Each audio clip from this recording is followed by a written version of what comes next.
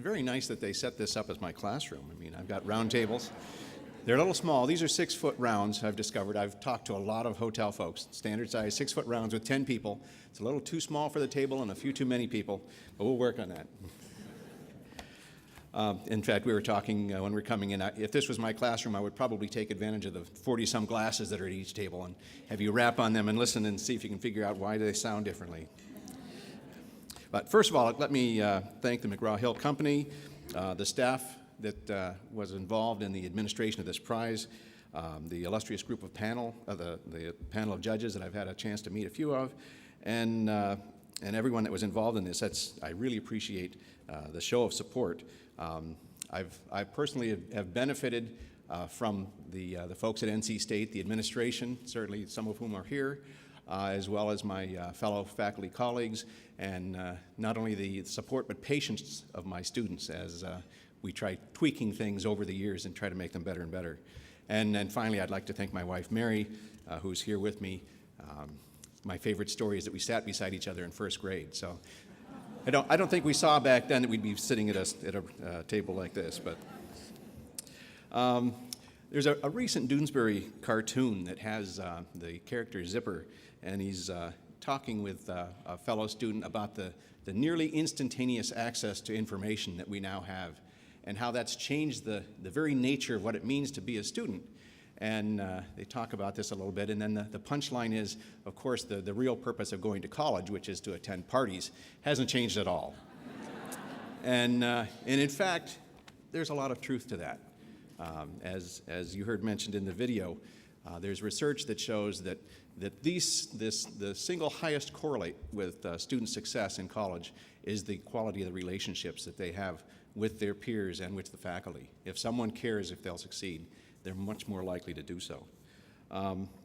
The nice thing about instructional technology is that we're getting to the point where we're seeing that it can be used to facilitate those kinds of interactions, because it frees people up to do things that they just didn't have time to do before.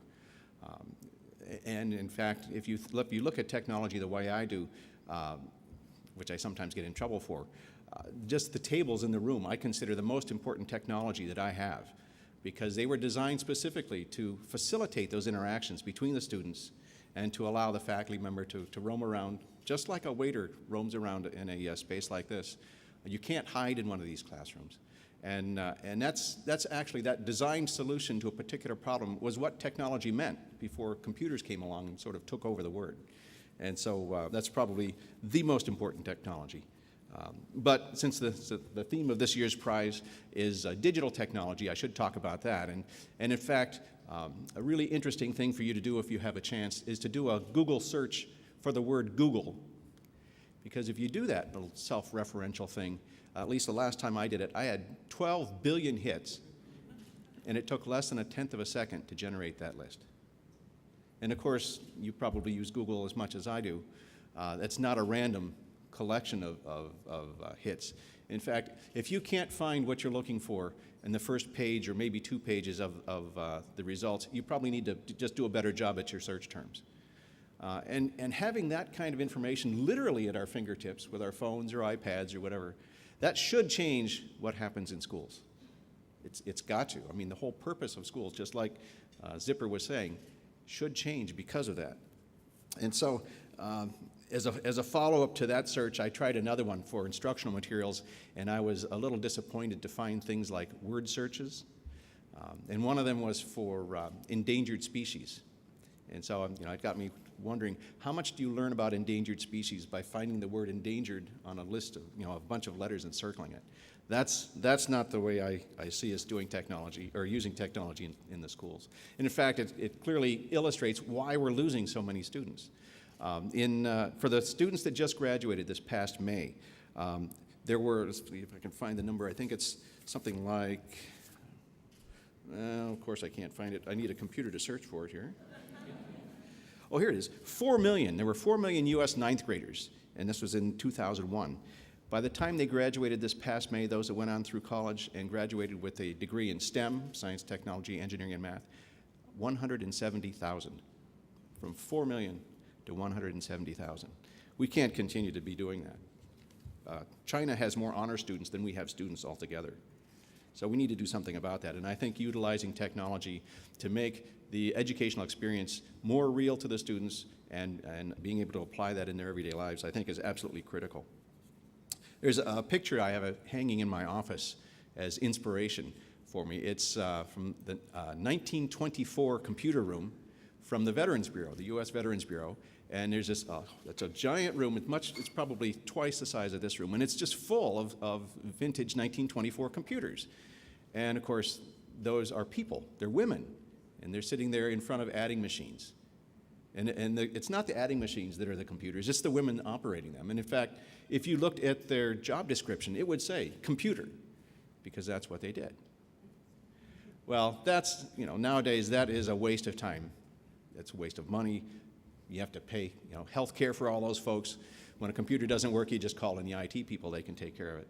Well, in the same way, somebody standing, actually just like I am, and delivering content to students is just as antiquated. There are a lot better ways to deliver that content. Now, of course, there are a few people that learn well in that sort of setting, 2 or 3% roughly. And because they do well in that sort of setting, they succeed academically. And of course, if you succeed academically, you can get a job in academia. That leads to all kinds of problems. I'm a physicist, and I've gotten a whole new understanding of the meaning of inertia. But if we do take advantage of technology and use it to free up faculty from what I call the tyranny of content delivery, you let the students gather most of the information, not all of it, but most of the content that they can get outside of class from electronic textbooks, from regular textbooks, from the web, from YouTube videos. It doesn't matter where the source is, really. They gather that information, and then they come to class, and that's where they do the hard work, where there's a faculty member there to help them, some sort of an expert. Their peers are there to guide them, and in fact, we have data from lots of places that shows that it's the students. The best students in the class are actually the ones that gain the most from that sort of setting, because they are teaching others. And there's lots of good cognitive science in why people learn when they are teaching others. And so that's how I see us using technology to invert or flip the classroom. Things that used to happen in the classroom happen outside, and that frees up instructor time to build those relationships, help the students work together, and attack really, really difficult applications of the content. So who knows where technology is going to take us in the future? I mean, a decade ago, Google was just getting off the ground. And now, you probably don't go a half an hour. If you're as bad as I am, you don't go half an hour without consulting Google for something.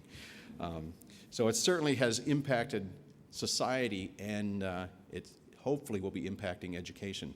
We'll just have to sort of wait and see how it goes. I like one of my favorite quotes about education is relating to that. It's from Alan Kay, who was involved in a lot of the early design work with Apple. And he said the best way to predict the future, since it's so difficult for us because we don't know what's happening, the best way to predict it is to create it, is to invent it. So that's what I hope we all take our opportunities to do. Thank you very much.